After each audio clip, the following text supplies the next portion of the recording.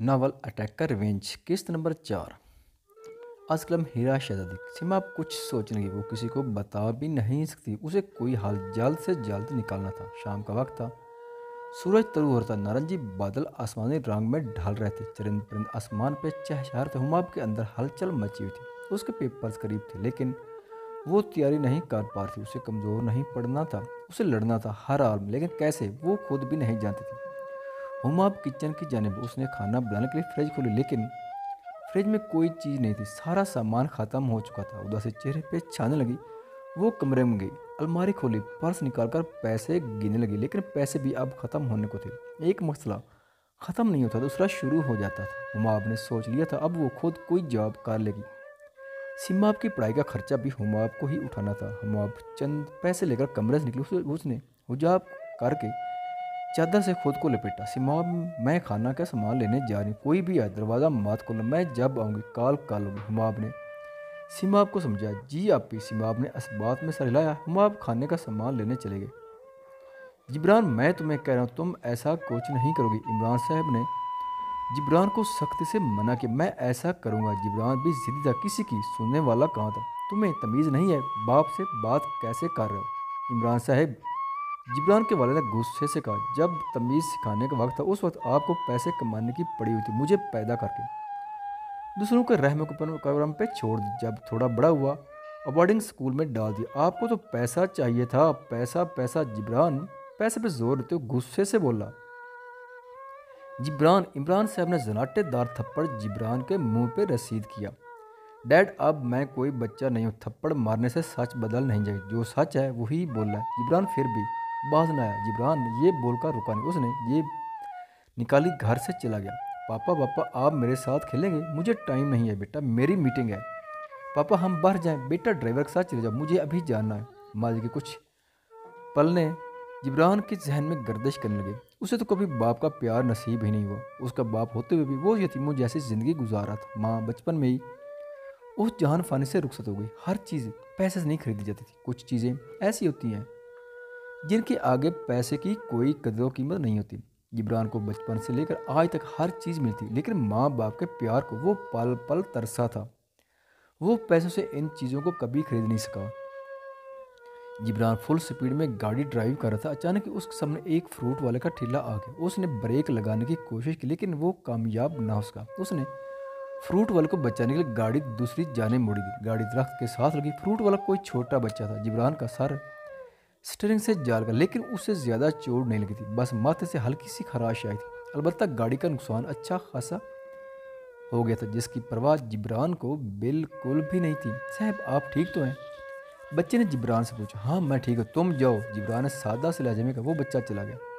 हम आप घर का राशन तो ले आई थी लेकिन इस राशि में वो ज़्यादा से ज़्यादा एक माह ही गुजार सकते थे। हुमाब को जल्द से जल्द जॉब तलाश करनी थी। हुमाब ने मोबाइल ऑन किया। यूनिवर्सिटी की जानिब से ईमेल की नोटिफिकेशन आई हुई थी। उसने ईमेल पढ़ी। फीस के बारे में थी। उसने इस हफ्ते फीस के बारे में थी। उसने इसी हफ्ते फीस सबमिट करवानी थी, वरना दूसरी सूरत में वो इम्तिहान नहीं दे सकती। हुमाब को एक और परेशानी ला कि वो फीस किधर से लेगी। इतनी जल्दी तो जॉब भी नहीं मिलने वाली थी। 2 दिन गुजर चुके थे लेकिन हुमाब से ना ही फीस का बंदोबस्त हुआ था, ना ही वो तस्वीर के बारे में कुछ सोच सकी थी। हुमाब यूनिवर्सिटी पहुंची। आज लास्ट डेट थी। वो कैफ़े में जरताशा के साथ बैठी। आज लास्ट डेट है, मैं फ़ीस किधर से जमा करवाऊँ? कुछ समझ नहीं आ रहा। हुमाब ने जरताशा से कहा। हुमाब, तुम पहले बताते, कुछ ना कुछ कर लेते, तुम भी अब बता रही हो। अब इतनी जल्दी इतने पैसों का इंतज़ाम कैसे होगा? जरताशा ने हुमाब को कहा। कोई हुमाब की बातें सुन चुका था। अच्छा चलो, क्लास का टाइम हो गया। जरताशा ने मोबाइल से टाइम देखते हुए, तुम जाओ जाओ, मैं आती हूँ। हुमाब ने जरताशा से कहा। जरताशा चली गई। ये लो। किसी भारी आवाज़ पे हुमाब मुतवज्जा, जो अपने ही ध्यान में बैठी थी। जिब्रान ने उसे एक लिफाफा पकड़ा। ये क्या है? हुमाब ने उससे पूछा। फीस की आज लास्ट डेट है ना, ये सबमिट करवा दो। जिब्रान ने सादा से लहजे में पूछा। नहीं चाहिए तुम्हारी भीख। हुमाब ने तलख लहजे में कहा। भीख नहीं दे रहा, कर समझ के रख लो, वापस कर देना जब हुए। जिब्रान ने नरम लहजे में कहा। बोला नहीं चाहिए, ना ही कर्ज ना ही हमदर्दी। हुमाब कहकर रुकी नहीं। हुमाब ने क्लास नहीं ली। जरताशा क्लास ख़त्म होने के बाद जरताशा कैफ़ी है। हुमाब वहाँ नहीं थी। उसने इधर उधर देखा। वो सामने पहुंची बैठी हुई थी। जरताशा उसके पास गई। क्या हुआ है, इतने गुस्से में क्यों हो? जरताशा ने हुमाब के चेहरे की तअस्सुरात देख कर कहा। समझता क्या है खुद को। अमीरी का रोब छाड़ रहा था। हुमाब ने गुस्से से कहा, क्या कह रही हो, क्या हुआ है? जरताशी ने ना समझे से कहा। हुमाब ने सारी बात बताई। तो क्या हुआ? उसने गालिब बात तो नहीं की, ले लेती कर्ज करके, अभी तुम्हें ज़रूरत है।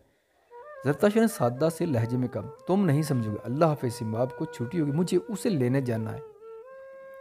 हुमाब यह कहकर चली। हुमाब ने असमाब को स्कूल से लिया। घर जाने के बाद भी हुमाब यही सोच रही कि जिब्रान से पैसे ले लेने चाहिए थे, लेकिन फिर अपने ही ख्याल को झटक दी। उसकी अना ने उसे रोका हुआ था। हुमाब ने फैसला किया कि यूनिवर्सिटी के स्टाफ से बात करके शायद कुछ हल हो सके।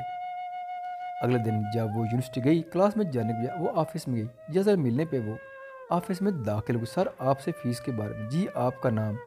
सर ने बात काटते हुए। हुमाब ज़ारा। लैपटॉप पे सर ने डेटा चेक किया। उससे पहले कि हुमाब कुछ बोलते, सर ने बात मुकम्मल कर दी। आपकी फ़ीस तो सबमिट हो चुकी है। सर ने सवालिया नज़र से हुमाब को देखते हुए कहा, फ़ीस सबमिट होगी? तो फिर क्या काम किसने सबमिट करवाई? हुमाब ने पूछा। ये तो हमें नहीं मालूम, लेकिन आपकी फ़ीस हो चुकी है। आपको कोई काम है? सर ने फिर से पूछा। नहीं सर, थैंक यू। हुमाब ऑफिस से चली गई। फिर वो क्लास में, उसकी नज़रें किसी को तलाश कर रही थी। क्लास खत्म होने के बाद वो कैफ़े में गई। उसकी नज़रों की तलाश अभी भी ख़त्म नहीं हुई। उसने इधर उधर देखा। उसे जिब्रान काशिफ के साथ बैठा हुआ नजर आया। वो जिब्रान की जानिब बात करनी है। हुमाब ने सादा से लहजे में कहा। जिब्रान एक पल के लिए हैरान हुआ, लेकिन अपनी हैरत को छुपा गया। हाँ तो करो, बैठ जाओ। जिब्रान ने हुमाब को खड़े देख कहा, मैं यहाँ बैठने या तुमसे गप्पे मारने नहीं है। हुमाब ने गुस्से से कहा, अच्छा बात तो करनी आई हो ना। जिब्रान ने बज़ाहिर सादा से लहजे में, लेकिन उसके अंदाज में बहुत कुछ था। जब मना किया था, फिर तुम्हें अपनी अमीरी झाड़ने का बहुत शौक है। हुमाब ने बिना उम्मीद बांधे का, किस बारे में बात कर रही हो? जिब्रान ने ना समझ से पूछा। तुम अच्छी तरह जानती हो, अब मासूम बनने की जरूरत नहीं। हुमाब ने फिर उल्टा ही जवाब दिया। अब तुम खुद आई मेरे पीछे और तुम ही ने कहा था बात करनी, फिर ना कहना मैंने झगड़ा शुरू किया। जिब्रान का मकसद उसे झिझ करना था, जिसमें वो कामयाब हो चुका था। मुझे कोई शौक नहीं तुमसे बात करने का। अपनी खुशफहमी से बाहर निकलाओ, बात करना ही फजूल है, भाड़ में जाओ। हुमाब गुस्से करते वहाँ से चले गए। भाड़ में भी बात करने मेरे पीछे ना आ जाना। जिब्रान ने जब्त आजमाते हुए पीछे से आवाज़ लगाई, लेकिन हुमाब अब मुड़ी नहीं थी। अलबत्ता दिल ही दिल में सलवातें ज़रूर बेच चुकी थी। ख़वातीन व हज़रात, वीडियो देखने का शुक्रिया। अगर वीडियो पसंद आए तो चैनल को सब्सक्राइब करें और साथ ही बेल के आइकन को लाजमी प्रेस करें ताकि आपको आने वाली वीडियोज़ के अपडेट सबसे पहले मिल सकें। खुदा हाफिज़।